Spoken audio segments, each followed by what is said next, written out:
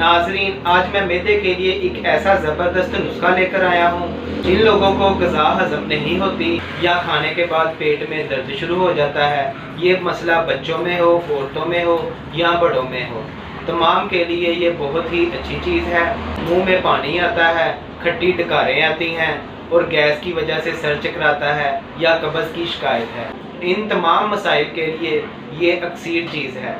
नुस्खा नोट फरमा लें। अजवाइन देसी 50 ग्राम, अनारदाना 50 ग्राम, नशादर 25 ग्राम, काली मिर्च 25 ग्राम, ज़ीरा सफ़ेद 25 ग्राम, ज़ीरा स्याह 25 ग्राम, नमक स्याह 25 ग्राम। इन तमाम चीज़ों को आपने बारीक पीस कर पाउडर तैयार कर लेना है और सुबह दोपहर शाम आपने 3 से 4 माशा खाने के बाद इस्तेमाल करना है।